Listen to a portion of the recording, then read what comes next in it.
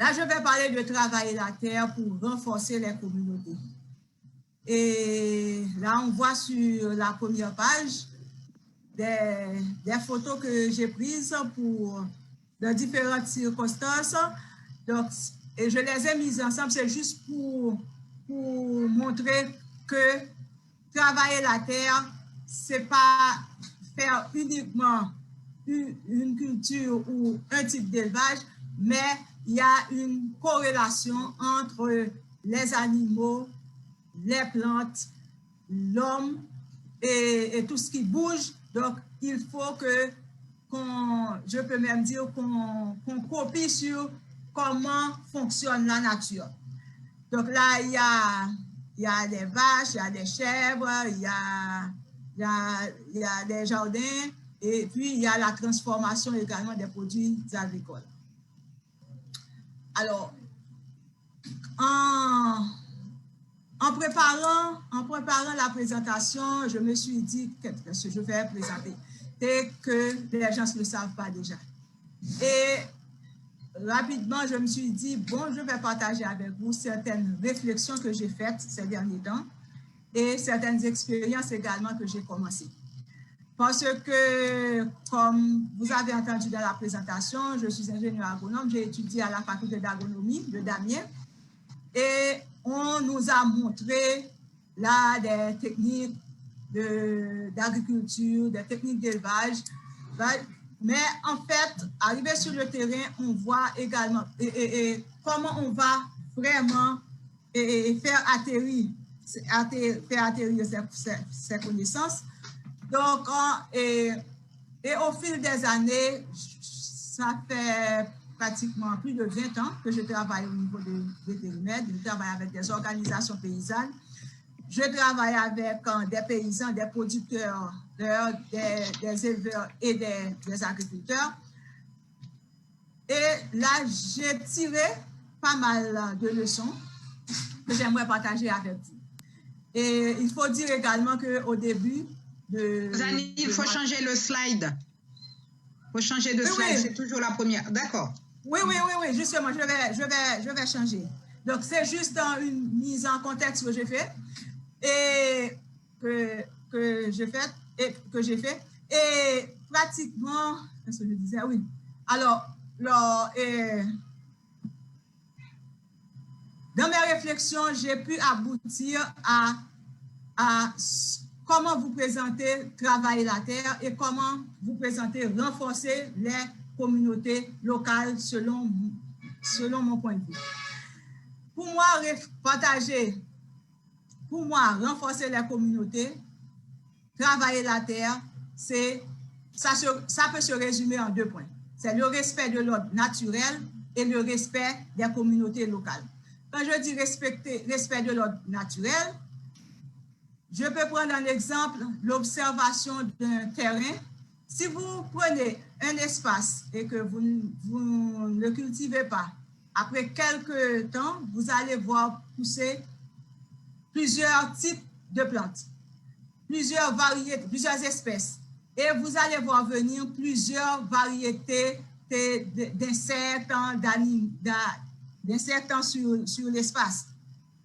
Donc, je pense que c'est un exemple qui peut nous guider pour voir comment travailler la terre, quoi mettre, quelle espèce pour mettre, quand est-ce qu'on doit mettre les espèces et dans quel ordre, comment respecter les strates, c'est-à-dire il y a des plantes qui grimpent, il y a des plantes des arbustes, il y a des herbes, donc il y a différents strates.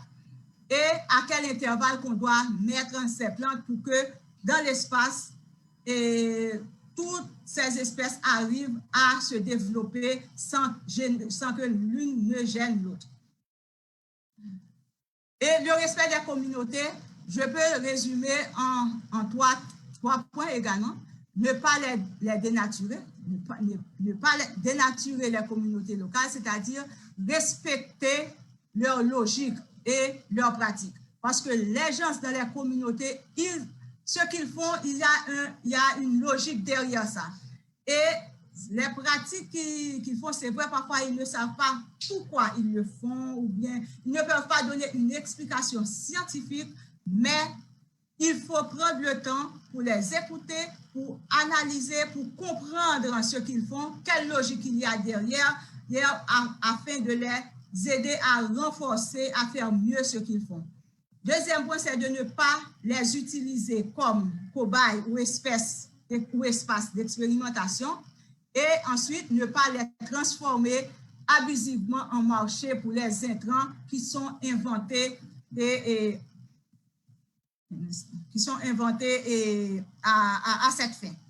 Alors, quand je dis ne pas les transformer abusivement en marché, je vais illustrer avec 2 cas rapidement.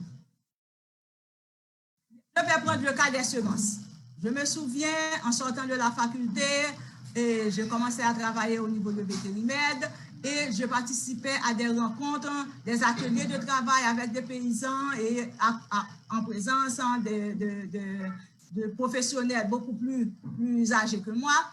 Et là, je participais également. Alors, maintenant, je me suis rendu compte que les professionnels également participent à orienter les paysans dans un chemin qui n'est pas forcément n'est pas forcément le meilleur.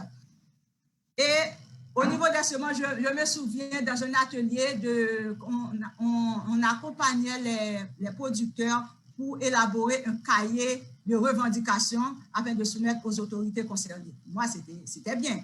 Et là, on discutait avec les gens et on aboutissait à un point à ce que les producteurs réclament de l'État de meilleures semences. Alors est-ce que vraiment c'était des problèmes de semences qu'on avait? Et ensuite, alors que autrefois, les gens savaient des cultures, ils produisaient leurs semences. Et je me souviens également, parce que je suis fille de producteurs, de paysans, autrefois, les agronomes venaient pour aider mon papa à savoir comment sélectionner les semences, comment les conserver et comment produire les semences. Pour les épis de maïs, il fallait les couper les 2 bouts et sélectionner les meilleurs grains, ainsi de suite. C'est juste pour donner un exemple. Donc, c'est-à-dire, ce n'était pas un problème de semences qu'il y avait, mais il y avait un problème de comment mieux gérer les semences. Et maintenant, les paysans ont réclamé de meilleures semences, et ce qui arrive, quelques temps après, on arrive avec des semences, effectivement, que les paysans doivent acheter très cher et également qu'ils doivent à chaque fois reacheter pour pouvoir refaire des jardins parce que les semences qui viennent de leur jardin ne peuvent plus être plantées et reproduire. Je vais prendre un deuxième cas, c'est le cas des volailles. Je dis toujours qu'il y a une discrimination entre la poule créole et les poules améliorées. Parce que les poules améliorées, on les met dans des conditions idéales, bonnes conditions d'habitat, bonnes conditions d'alimentation, bonnes conditions d'alimentation, bonnes conditions d'habitat, tout est contrôlé. Et elles vont donner un œuf. Les poules créoles sont élevées dans les conditions qu'on sait. Il n'y a pas de nourriture, pas de soins de santé, pas d'habitat. Et elles donnent également un œuf.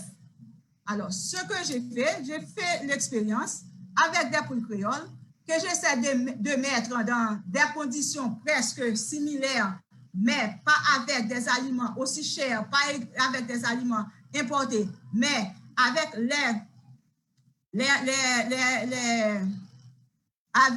des ressources locales, eh bien, j'arrive à presque les mêmes résultats. Là, c'est pour dire qu'il faut également comparer l'efficience entre les espèces. Donc, ce qui va permettre à... Parce que ce qu'on arrive à profiter de l'élevage moderne qu'on impose aux paysans et que le paysan ne peut pas vraiment maintenir parce qu'il y a des problèmes de santé, il y a des problèmes d'alimentation et tout dépend de l'extérieur, eh bien, quand on compare ce qu'on trouve comme résultat, on se demande est-ce que ça vaut la peine de prendre tout ce problème pour à peu près le même résultat. Donc, je pense qu'on pourrait utiliser des sources alternatives d'éléments nutritifs à partir de ressources locales. Ensuite, autre expérience que j'ai faite avec l'élevage de poulets traditionnels, si on arrive à améliorer les conditions, on peut arriver à des résultats, je dirais, plus intéressants, même quand c'est pas plus élevé en termes quantitatifs, mais en termes qualitatifs, je pourrais dire que c'est mieux. Parce que il y a moins de stress, parce que j'ai fait les deux expériences, avec l'élevage moderne et l'élevage traditionnel. Avec l'élevage moderne, chaque jour, on appelle combien de poussins sont morts, combien de cas de maladie, combien de cas de piquage, donc, et puis, lorsque le moment de vente est arrivé, après 45 jours, si on n'arrive pas à vendre, on est stressé. Donc, la qualité de vie du producteur, c'est trop compliqué par rapport à le peu de bénéfices qu'il va faire en plus. Et finalement, tout doit être importé. Il doit importer les aliments, il doit importer les médicaments, il doit importer les petits. Et ensuite, après le cycle, il doit vendre et réacheter encore pour se réapprovisionner à l'étranger.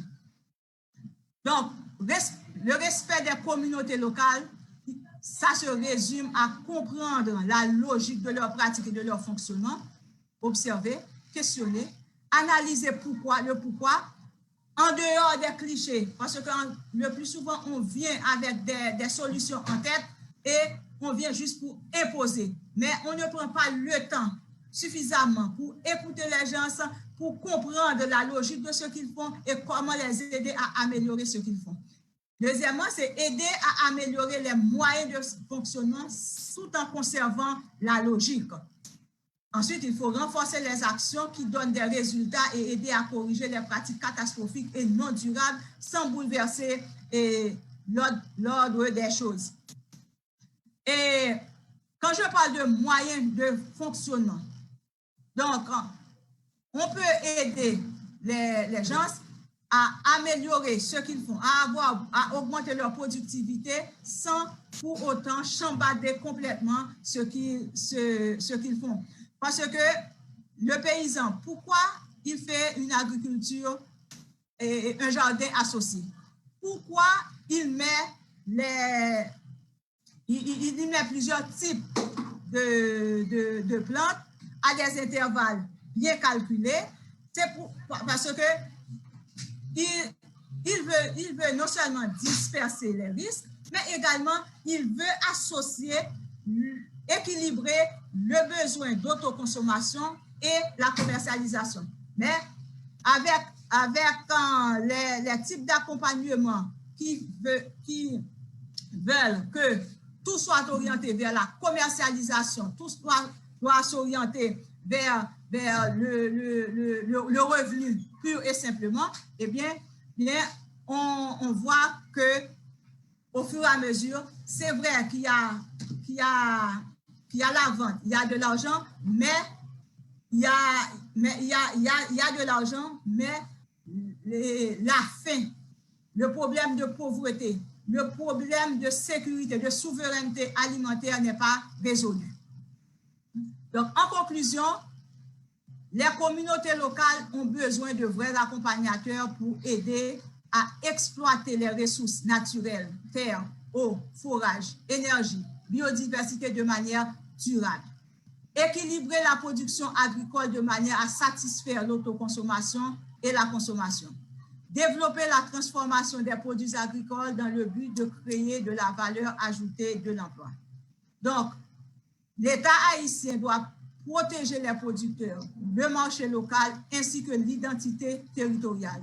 Il doit prendre des mesures visant à améliorer l'environnement d'affaires du monde rural afin de diminuer la pression sur les terres agricoles. Il faut lutter contre les changements climatiques et contre la pauvreté de manière durable. Ces mesures doivent viser également à privilégier la sécurisation foncière au profit des petits paysans. Donc, est-ce que c'est bloqué? C'est tout ce que j'avais pour vous en termes de développer, de cultiver les terres, alors, de travailler la terre pour assurer la sécurité alimentaire.